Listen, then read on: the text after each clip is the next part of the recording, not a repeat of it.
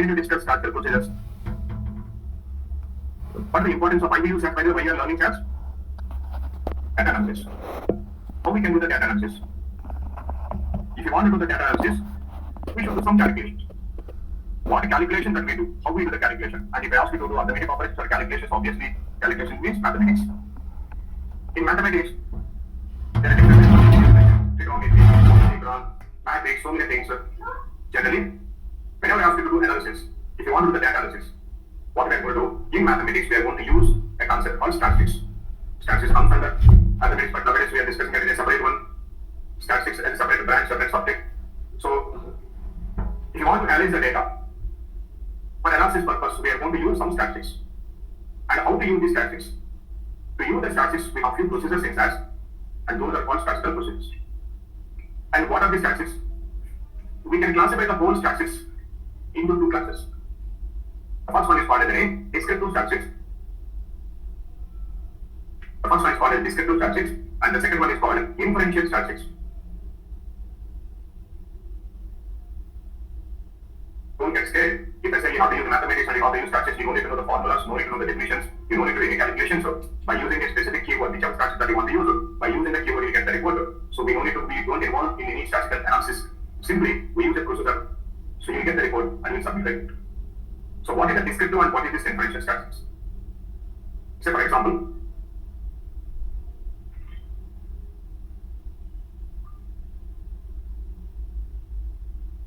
the elections are going on in one of the states. In India, say for example, elections are conducting a general election to select with the chief minister or prime minister or something like that.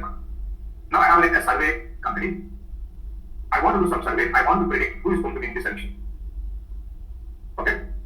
So I went to the public and I collected the data. I went into the, Amir Main Street, and there I found like 100 people.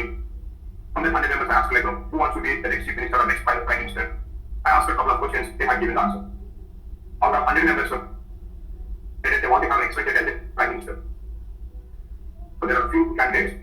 I asked out of 100 students, out of 100 members, 80 members said like they want to have expected as the prime minister.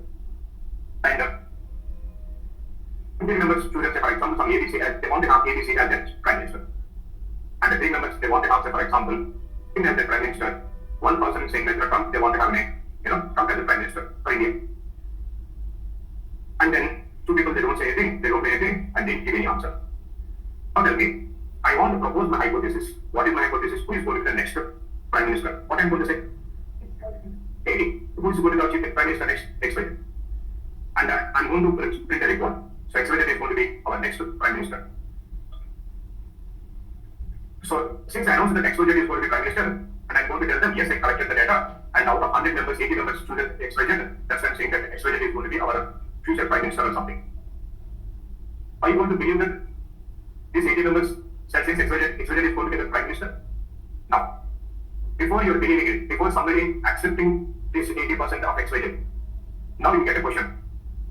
How did you collect this data? How do you collect this data? From where you have collected this data? Tell me who has given the answer.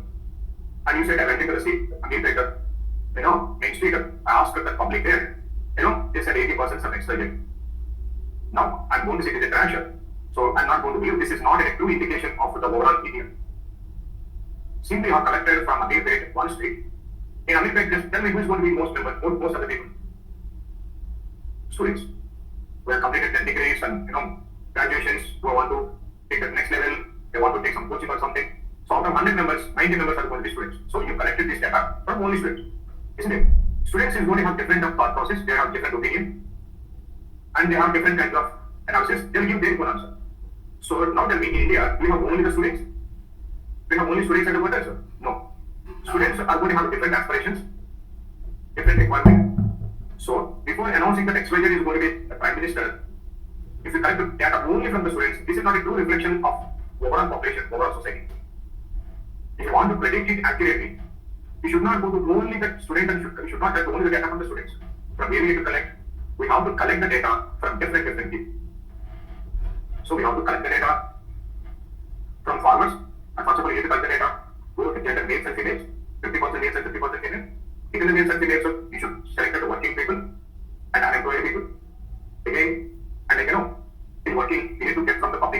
and a private sector. Not only public and private sector, we should go to the students and youth and we should get the data from them. And we should get the data from different age groups. Understand? And you should get the data from senior citizens. And if we collect the data from all walks of the life, everybody. Now, if we collect the data in that way, if you use this data for analysis, and based on the analysis, if you put a hypothesis, if you come to a conclusion, there's going to be more chances of your prediction is going to become reality. So, if you want to propose any hypothesis, say for example, coming back into the clinical domain, I have a drug. I want to prove that my drug is very safe. How we can prove that the drug is safe? So, before giving this drug to the patients, before the drug, I'm going to collect the data. After giving the drug, I'm going to collect the data. So, whatever the data that I have collected, I'm going to analyze this data. So, based on the analysis, I'm going to generate the report. And based on the report, I can prove that yes, my drug is safe. By showing the report to everybody, I can say my drug is safe. So, but the most important question is, whatever the data that you are using, is this data is fit for analysis, fit to use it? If the data has good quality to use it? So first of all, you need to check the quality of the data. So if you want to prepare biryani, you need to check the quality of the rice. If you're using an organized for biryani, it won't be delicious, it doesn't take sauce. That means authenticate. Authentic, isn't it? You cannot pick an authentic biryani or something. You should use a proper rice. In the same way, if you want to analyze the data, you should have data to that level, that quality, and then only can use the data. If the data is not so fit, then what the purpose of analyzing the data and submitting the report? So that means, before the data analysis, first we need to check the quality of the data. We need to check the quality of the data. How to check the quality of the data? To check the quality of the data, we are going to use descriptive statistics. For the statistics, we are going to use descriptive statistics. And once we prove that your data is to that level quality, yes, your data is fit by analysis. Now I'm going to take the data. Now I'm going to do inferential statistics.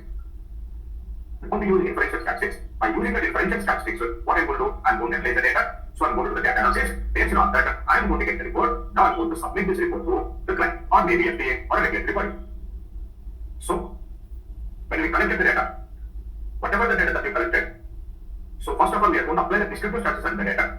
We are going to prove that yes, the data is quality enough, fit enough to do analysis. Now I'm going to use the data for inferential statistics. I will learn the inferential statistics. From that I will generate the report, and then I'll submit the report. So, first we need to understand the descriptive statistics, then you should go with the inferential statistics. Understand what the difference between descriptive and inferential? I will tell you in a simple, what is the descriptive statistics? These ones are called descriptive statistics. I'm going to give you here. You know about the stats of that class, right? In that we have a variable called age. I want to know what is the average age. So I use a statistical keyword called mean. Mean is an example for descriptive statistics. It is going to tell what an average is. And what is the lowest age? I'm going to use a statistic called mean. And what is the maximum age of 18 students? I'm going to use a statistical keyword called max. What is the standard deviation? What is the median value? Okay, and what is the mode value? And what is the, say, for example, variance value? So all these statistics comes under descriptive statistics. So all these statistics is going to reveal the quality of the data. Understand this one? So, say for example, take the stats of that class. What is the minimum age in stats of that class? Minimum age of the 11. So what is the maximum age? All the 19 students are present between the 11 to 16.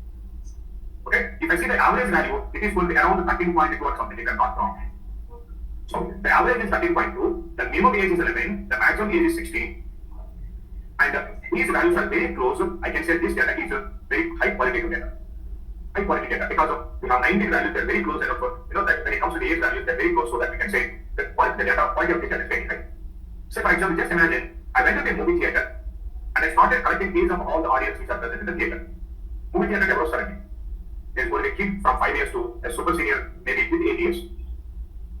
Okay, in the movie theater, just imagine there are 100 audience. I started collecting names. In that 100, one person is having 5 years age, one person has got 8 years, 12 years, 18 years, 23 years, 25 years, 30, 29 years, 33 years, and I have an age 78 to 65, like this one, I have up to 8 years. If I take that all these 100 members average age, say for example the average age of 35 or something, what is the lowest value? Lowest value is 5. I want the highest value? 80. Can you see how much this person is data? It's not that is not so quality. It is not doesn't have high quality because of we have average value 35, minimum value 5, maximum value 8. There's so much of variance. Okay, so there is so much of gap there. So you cannot predict the result if the data is like this one. And the minimum value, maximum value, average value, the on point. All those close generation, they are very same generation. Those aspirations, those requirements, those thought processes are going to be the same. But if you go to movie theater or a park, if I started collecting data from those, there are going to be different types of age groups. Each one is going to have different types of thought process, different opinion, different aspirations. So you get a wide variety of the data. So in such scenario, we cannot predict that outcome. You cannot predict that, like, you cannot accurately, you cannot predict accurately. So not only collecting the data, analyzing the data, understanding the quality of the data is very, very important in the real time. To understand the quality, we are going to use the descriptive statistics. Now, for the descriptive statistics, we have three important procedures in SAS. The first one is called in a proc means. And the second one that we have in a proc summary. And the third one that we have in a proc frequency. And of course, we have one more basic procedure called proc calculator. These four procedures are very important to understand the descriptive statistics. The next 4 or 5 classes, I will discuss about the statistical procedures. Particularly, I am going to discuss about the descriptive. If you want to go for an interview as a statistical programmer or clinical stats programmer, you need to have at least a descriptive statistics. But if you want to put more and more experience along with the descriptive, you should also have an inferential statistics. I think most of you in our academic bachelor's degree, graduation or undergraduation, you might have found one statistics paper in our semesters. Did you find any come across any statistical procedures assignment or a paper in our academics for your statistics or quantitative statistics like that one? Because of statistics are so important in real time. Not only for job purpose, professional purpose, for your personal life also, statistics are very, very important. And the future belongs to the data analysis. If you ask me, who is the right candidate for stats? Who can learn stats? The most suitable candidate for stats is who has completed their graduation or post-graduation in statistics, MSc or BSc statistics. But since we want to use the statistics in clinical domain, along with the statistics, you should have clinical domain knowledge also. That's why most of the universities nowadays they are keeping at least one paper in any one of the semesters which is related to biostatistics or statistics, because statistics are so important when it comes to the data analysis. In future, if you ask me, what is the highest next degree you want to be, or diploma or postgraduate diploma or PG diploma or something like that one, I can strongly recommend you learn statistics. There are going to be a lot of online platforms nowadays. Udemy is there, Unacademy is there, and ISIS is there. There are a lot of online platforms. If you are interested to pursue any diploma course or postgraduate or 6 months or 1 year course, I strongly recommend you learn statistics. There are a lot of universities are offering free courses, free diploma, postgraduate diploma, 6 months, 4 weeks, 10 weeks courses. If you get a chance, learn the statistics, because of now you are a data analyst. If you are learning stats, that means you are a data analyst. As a data analyst, if you have that additional degree, it is going to help you a lot of both like your what you call curriculum, your CV wise and future purpose also. Statistics are going to help you a lot. Okay, if you get a chance, learn statistics. If you want to come in the clinical domain, learn biostatistics. Okay. Otherwise, if you do not want to pursue anything, at least go to YouTube. There are going to be fundamentals or basic biostatistics. See some videos. Having a basic understanding of the statistics is going to help you a lot. Okay. Because without knowing all these concepts, also you can get the program.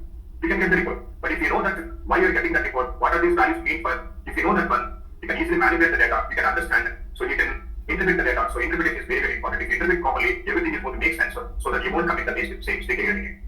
Okay. Without this knowledge, also you can execute the code.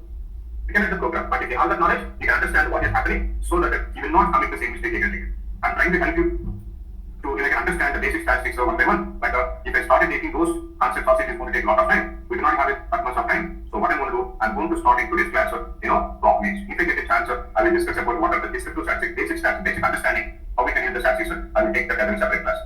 But in today's class, I'm going to use the proc means procedure. And what is the proc means procedure? Proc means is useful to generate descriptive statistics. Yes. Sorry for interrupting. Can I know when advanced SAS will start in this batch? Advanced SAS after 10 days. Okay, sir. Proc means useful to generate descriptive statistics, all the numerical variables. Okay, that's it. Numerical variables affecting the data set.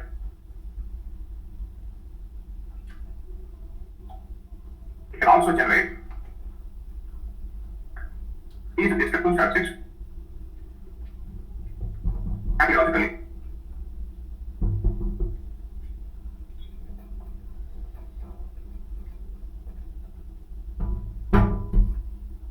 By default, proc means generates 5 statistics. By default, proc means generate 5 statistics. By default statistics, those are n, mean, standard deviation, minimum, and maximum. I don't know how many times they ask this question in the interview. What are the default statistics that you get when you run the prop means procedure? What are the default statistics that you get? N, mean, standard deviation, minimum, and then the max. Out of 10, 8 people will get this question. 8 students will get the question in the interview. What are the default statistics that you get?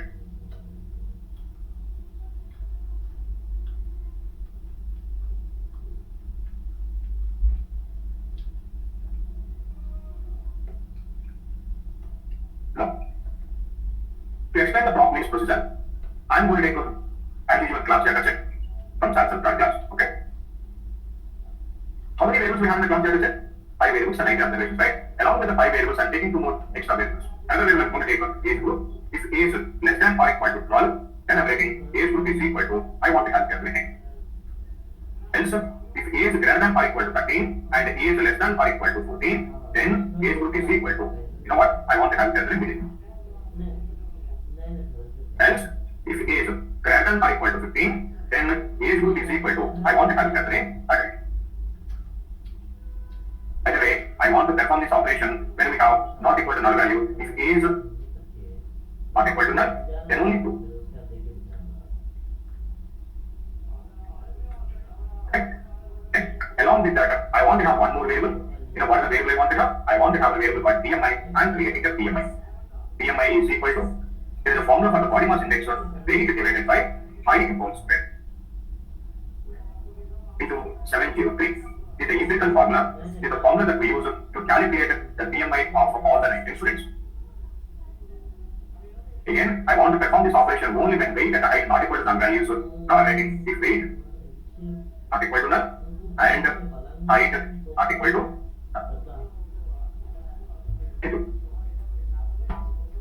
And else to, like what we call it, BMI is equal to null. I'm selecting the entire program. I'm executing the program. Now, libraries. So let's create 2 libraries. I'm deleting that. Go to work library, class data set. Can you see what we have now? Along with the 5 existing variables. So now we have 2 more variables for age group and the only problem is what is the length of the age group, by the way? What is the length of the age group variable? 5. But when you have a middle, you will not get the complete data. What you want to do? Now I'm getting the length statement for each variable, age group variable, or maybe 6 is enough. I'm getting a 6. I'm selecting this entire program executing. Now we have enough length. So now we are going to get the middle also properly. Clear so far, everybody? Now I'm going to take this data set to explain prop means procedure. Okay. Now, whenever I want to execute the prop means procedure, the simplest procedure that we can write is prop means semicolon none. Now, what is going to happen if I put this program? The prop means procedure will get executed on most recently executed data set. What is the most recently executed data set we have? Class which works on the class data set. Now, this is formula. Can you see what information we are getting now? What is the variable name? I go to by default for which variables we get this analysis? Numerical variables. You all numerical variables. What are the numerical variables we have in the data? A, okay, and what descriptive structure that we are getting by default? N, mean, standard deviation, minimum, and the max. So, how many values that we have in the age? Age value is 90. 90 observations, 90 values. So, N values would be N is nothing but the component N. Number of values. Mean value nothing but the average. Average of all the 19 age values, so the average is 13.315785. And the standard deviation, how the values are deviating from the average value. Now 1.492672 or something. Then what the minimum age, you know that out of 19 students, the lowest age is 11.00, and what the highest age that we have? 16.00. In the same way, we have got all the 5 distinct stats for height variable, weight variable, and for the mean variable. Understand this one? Very, very important question. What are the default stats that we get? N, mean, standard deviation, minimum, and the max. And by the way, what is the simplest procedure that we are writing? Prop means semicolon none. But I want to execute this prop means procedure on a specific data set. Now what you should write? You should write an option called data is equal to.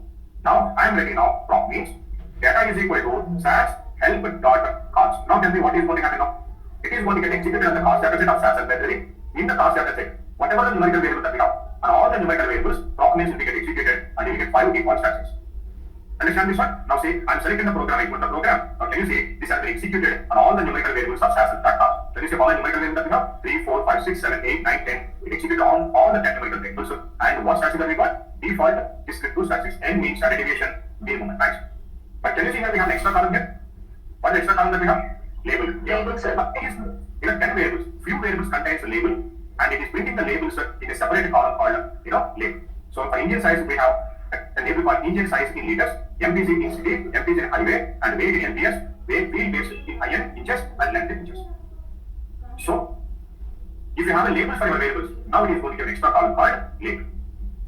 But now I want to execute this procedure on class data set of work library. But when program you should write prompt means data is equal to what put order class label as also by default even as things is work library, even if you are not writing work also by default it sets in the work library. The program will get executed on class data set of work library. Now this is something. We have four variables age, height and weight and BMI. It is getting executed on 4 of them. Now what I'm going to do, I'm going one step back. I'm creating this data set class in the work library. I'm doing one more thing. I want to apply the labels for all the 6 variables. So all the 7 variables. If you want to apply the label, what the statement will be right? Label statement. So the first variable is the name variable. Name is equal to, I want to have a calculation for example student name. I'm letting it as a student name. The second variable is the 6th variable. I want to apply the label. I'm letting it as name. For example student name. Now for tolerance the age variable, I want to have a calculation student age in years. So I'm letting the same thing. I'll write like this one. Why should I write everything? I'm going to be applied.